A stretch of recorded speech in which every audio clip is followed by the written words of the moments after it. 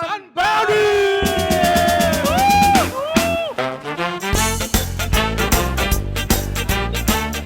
โอเค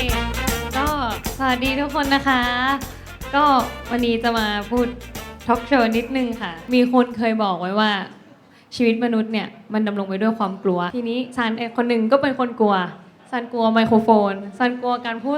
ต่อหน้าคนเยอะๆเดี๋ยวซันมาเล่าให้ฟังว่าทำไมวันนี้ซันถึงจัดมีตติ้งนี้ขึ้นมาแล้วก็มาเดี่ยวต่อหน้าทุกคนได้เหตุมันเกิดจากที่ซันอะไปเรียนคอร์ส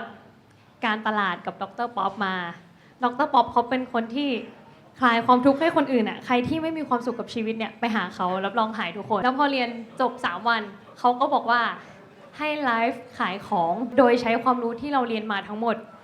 เราในการปิดการขายให้ได้เราก็แบบเฮ้ยเราจะขายอะไรดีวะปกติเรารับสปอนเซอร์มาใช่ไหมเราก็เอามารีวิวกินเล่นกับเพื่อนๆแต่นี้แบบเฮ้ยเราจะขายอะไรดีเราก็จำได้ว่าเราอะเคยบอกเล่นๆว่าตั้งแต่เปิดบริษัทแบร์ฮักมาเรายังไม่เคยจัดงานมีตติ้งเลยเราก็เลยเฮ้ยเราขายบัตรมีตติ้งดีกว่าทีนี้พอไลฟ์ขายไปปุ๊บ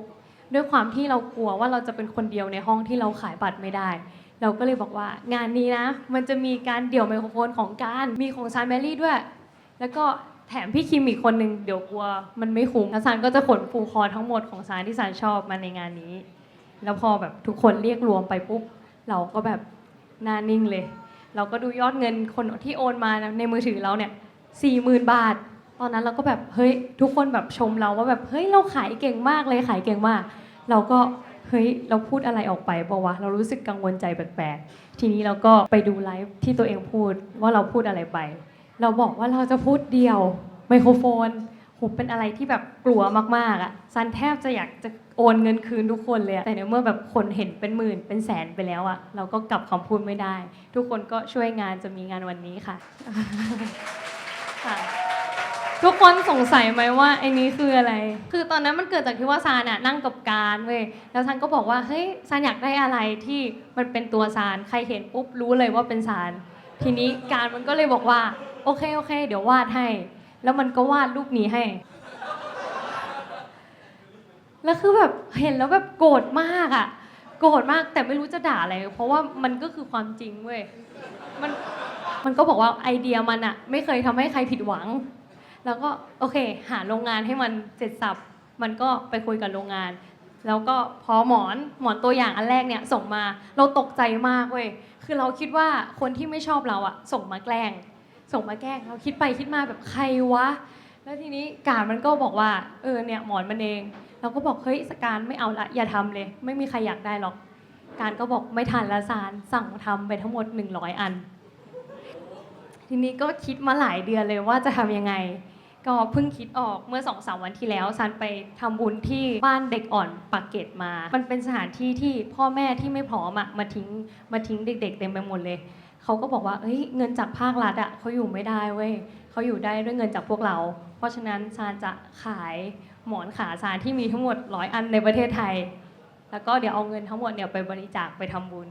โลกจะได้รู้ว่าขายใหญ่ๆของซานเนี่ยมันก็เป็นประโยชน์ด้วย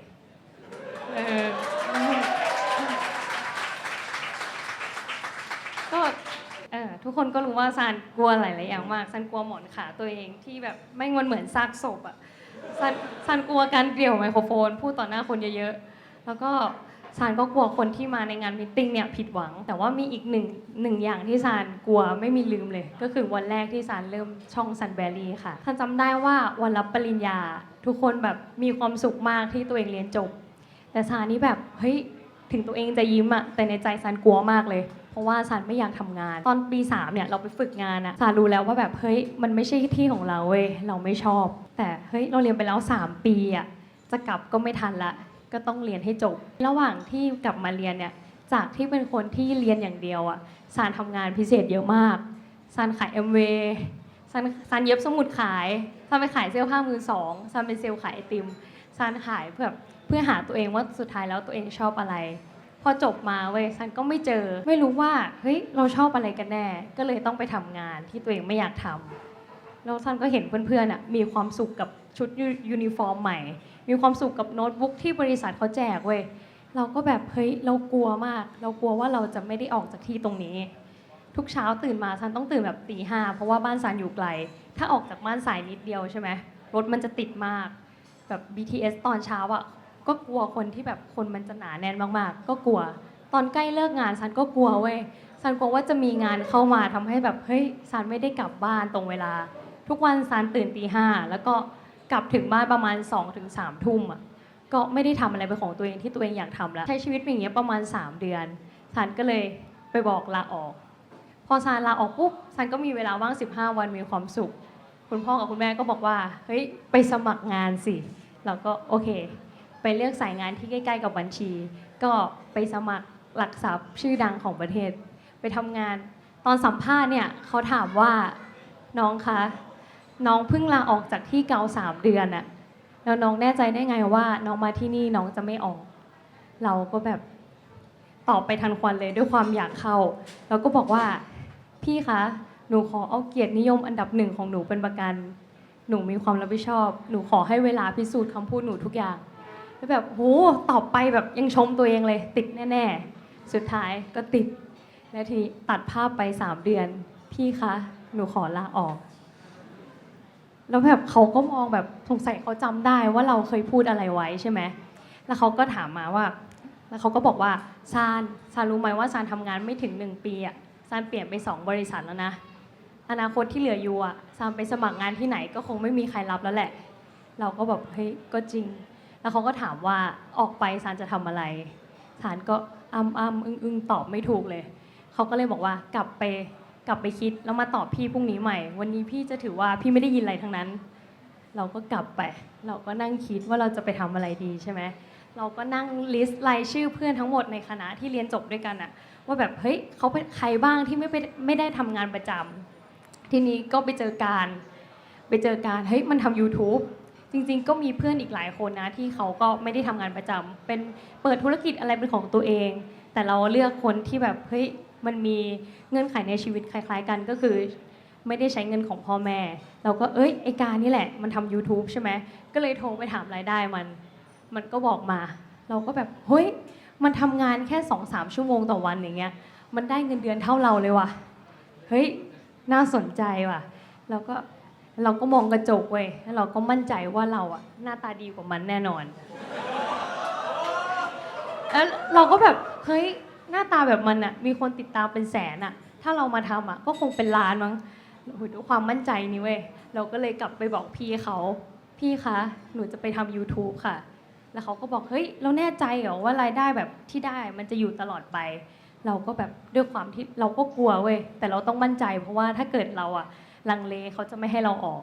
ทีนี้เราก็บอกด้วยความมั่นใจว่าหนูชัวร์ค่ะหนูอยู่ได้แน่นอนทีนี้เราก็ได้ลาออกมาสมใจ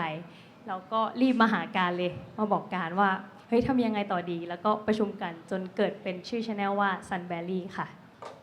ทีนี้สิ่งที่น่ากลัวกว่าก็คือการเริ่มอัดวิดีโอครั้งแรกซันจำได้ว่าตอนนั้นน่ะซันอ้างกับการเว้ยว่าการเราขอ3 เดือนเราขอลดความอ้วน3 เดือน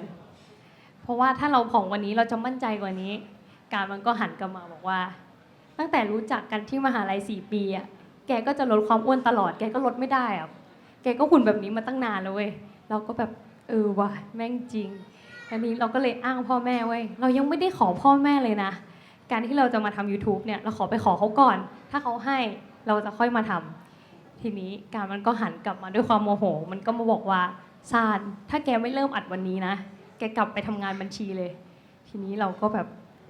โอ้โหเป็นไฟนอลคอลละเราต้องเริ่มอัดวันนี้เว้ยแล้วเราก็อยู่กับกล้องอยู่ประมาณ4 ชั่วโมงอ่ะพูดคำว่าสวัสดีค่ะซานเองค่ะ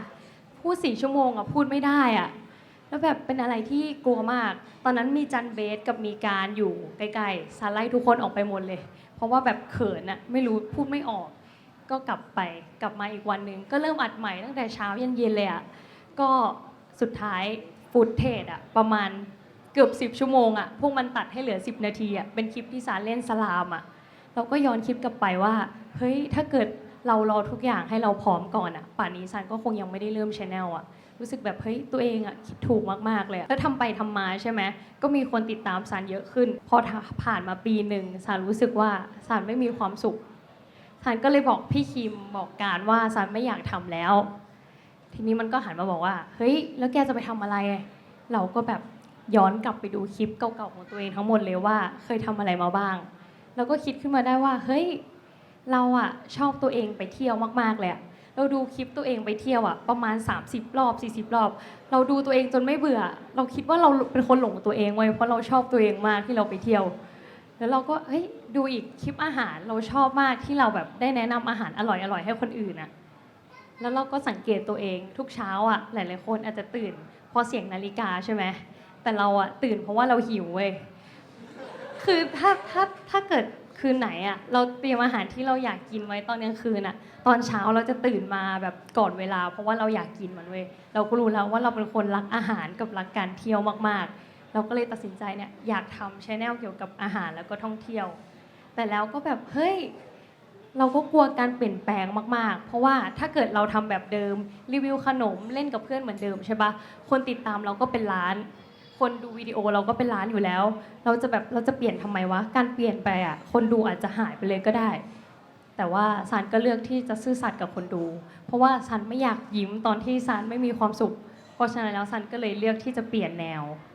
แล้วพอเปลี่ยนมันก็เป็นแบบนั้นจริงๆเว้ยยอดวิวหายไปครึ่งล้านเลยนะหายแบบจมไปสักพักหนึ่งอะแต่ซันเชื่อว่าถ้าเกิดซันได้ทำสิ่งที่ซันมีความสุขอะทุกอย่างมันจะดีเองแล้วมันก็เป็นแบบความเชื่อจริงๆเว้ยผ่านไปผ่านมาก็มีคนชอบแนวของซันมากขึ้น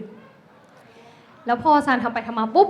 ก็มีความกลัวเข้ามาอีกซันกลัวว่าสิ่งที่ทำอยู่อ่ะมันจะไม่เป็นประโยชน์กับคนอื่นซันคิดว่าเฮ้ยซันกินเที่ยวไปวันๆซันทำอะไรให้เป็นประโยชน์กับคนอื่นบ้างวะทีนี้ก็ไปเจอร้านมีขนมระหว่างที่ไปเดินเล่นสุขุมวิทเพื่อหาร้านขนมกินใช่ไหมก็ไปเจอผู้จัดการร้านพอดีเขาก็บอกเฮ้ยน้องซานมารีวิวเขารู้จักซานไงมารีวิวร้านมีขนมบ้างสิ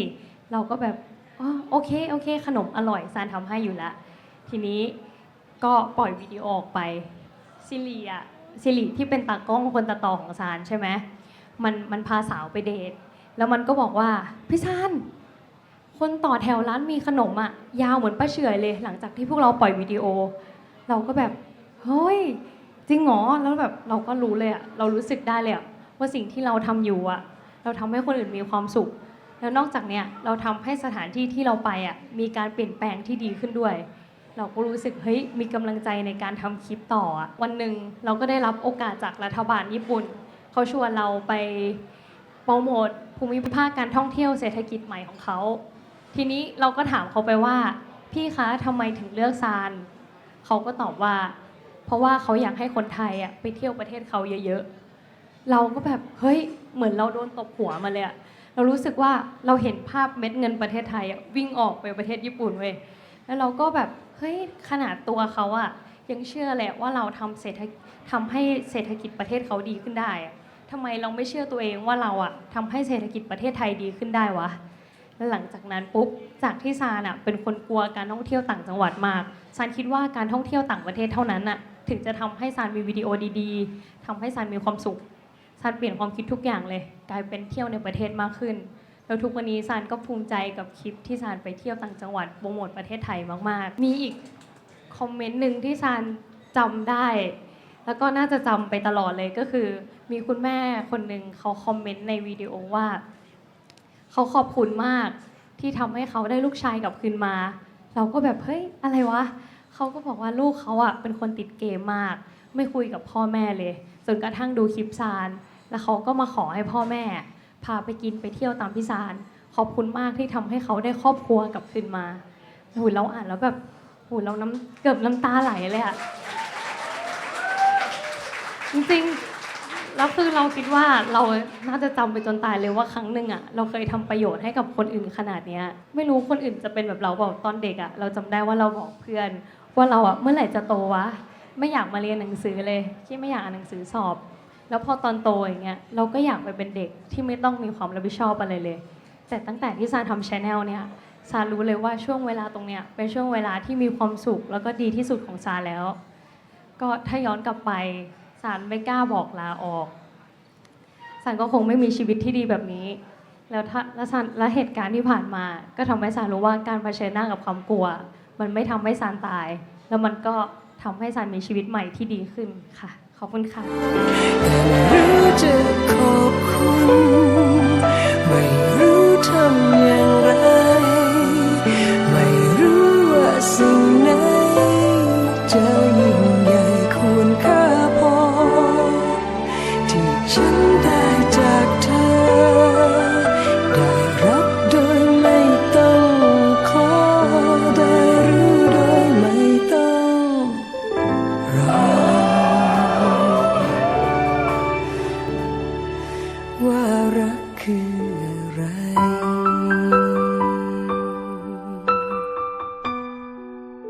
ก็ไม่รู้ทำไมอาจเป็นเพราะอะไรอาจเป็นลมอาจเป็นฟ้าที่นำพาให้เรามาเจอกันอาจเป็นนกตัวหนึ่งอาจเป็นฝนชุ่มฉ่ำก็อาจเป็นเพราะว่าเธอคนนั้นเกิดมาเป็นของฉันก็คือเธอใช่ไหมก็รักแท้ที่เกิดเธอใช่ไหมรู้ไหมที่มีให้หัวใจได้รู้สึกดีกับความรักที่มีกับรักที่มันเกิดขึ้นดังฝันก็ไม่รู้ทำไมอาจเป็นเพราะอะไรอาจเป็นลมอาจเป็นฟ้าที่นำพาให้เรามาเจอกันอาจเป็นนกตัวหนึ่งอาจเป็นฝนชุ่มฉ่ำก็อาจเป็นเพราะว่าเธอคนนั้นเกิดมาเป็นของฉันก็คือเธอใช่ไหมก็รักแท้ที่เกิดเธอใช่ไหมกับความ